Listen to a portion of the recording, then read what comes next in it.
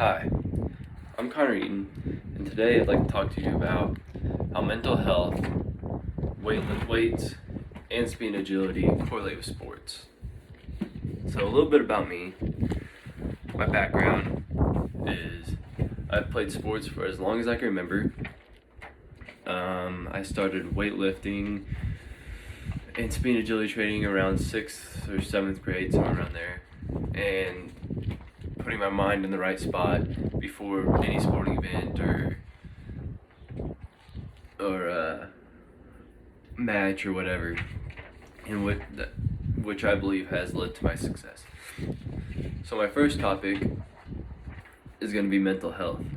So, like I said, I put my mind in the right spot before every match, or try to at least before everything.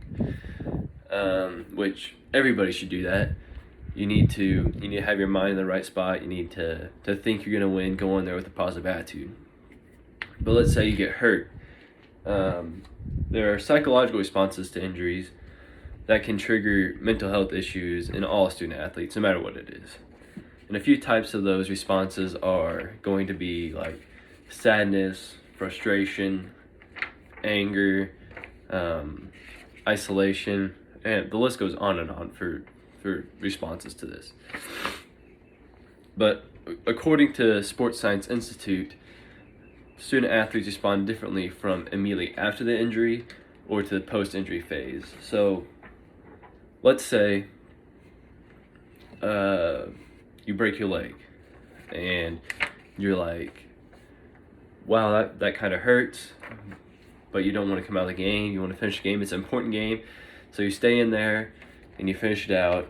And then a couple days later, you're still hobbling around on that leg. So it hurts so bad. It's still hurting. You're wondering why. So you end up going to the doctor. You find out, once you get to the doctor, that your leg's broke. Which you're like, wow, that sucks. It's my senior season. I'm not going to be able to finish it out. It's just awful. And that's when the sadness comes in. You're sad because you can't finish your senior season. You get home, you go to your room, you isolate yourself for a couple of hours. Then you get frustrated at yourself because, that season is just over. You can't finish it no more. And you get more sad and you're getting angry and frustrated. Then it snowballs. That's where you have to come in and figure it out. Like, it's going to be okay. We're going to figure this out. Maybe I might be able to come back if I work hard and let this thing heal, not do anything stupid. That's just where you have to find the mental state to stay positive through that injury.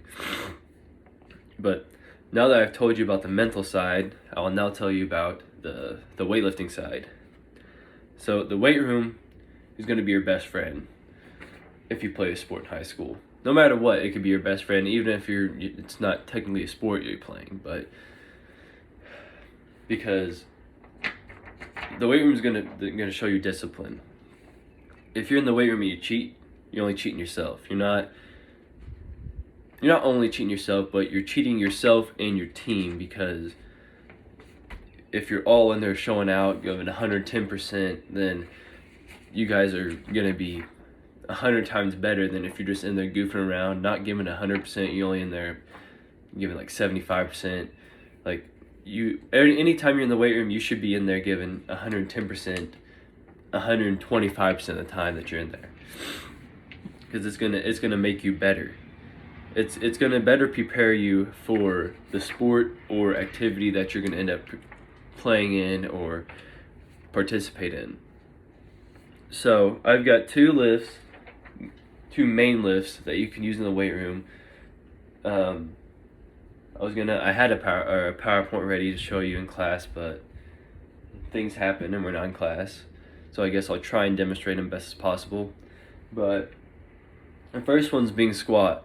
And when you squat, back squat, you're going to have the bar across your back you don't want it on top of your neck, but you want it about maybe an inch and a half lower than sitting on top of your neck. You want it maybe down there somewhere, right in there.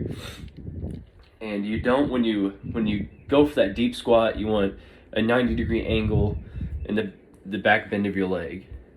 And you don't want to, you want to keep a strong like abdominal area, lower abdominal area. You want to keep that tight, and you want to have a nice spoon in your back. I guess you'd call it a spoon. And you want to keep those shoulders back, chest out, and go down. That's all it is. It's pretty easy.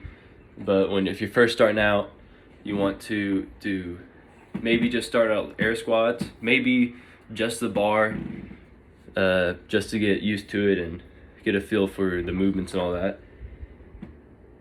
My second lift that I was going to show you was going to be deadlift. Same thing with squat.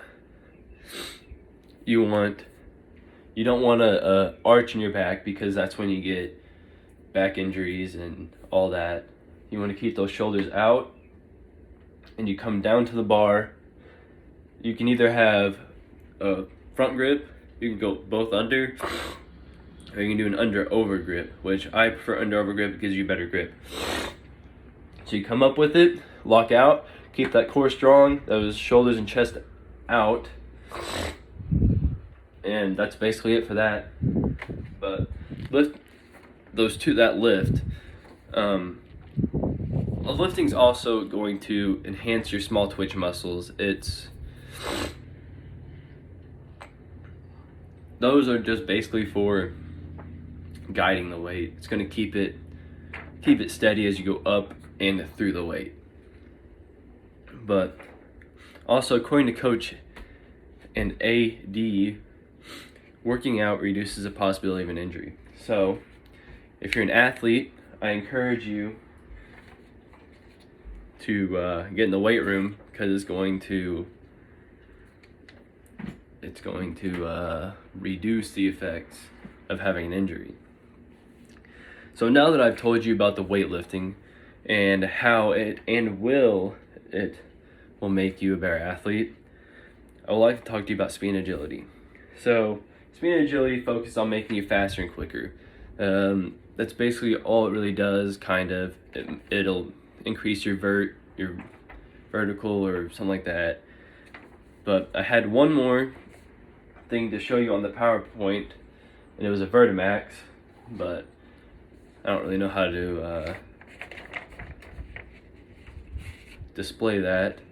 But basically, I'll just tell you about it. It has basically a bunch of resistant bands on it, and you put it around your waist, and you do a whole bunch of exercises, and it's going to make you faster and quicker. That's basically all it does.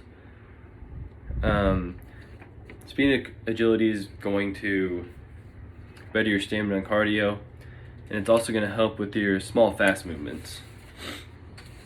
So, according to pregamefitness.com, speed and agility training increases the ability to move fast and raise their game, which I second that. I started back in 6th, 7th grade. I'd wake up at 5:30 in the morning, and during the summers, on Wednesdays, go in there, just work out for an hour, hour and a half, go out, and I could see the difference because I was getting faster, because I used to be slow. I used to be really slow when I was younger, and now I'm one of the fastest kids in our school and our conference, basically. But my conclusion to this speech would be: mental health, working out, and speed and agility play a big role in your success as an athlete. It has been proven that these three things can and will make you a better athlete. Look at professional athletes. Do you think that they do these things to make themselves better and go to the best of their ability? That's all for you I had today. Thanks for listening.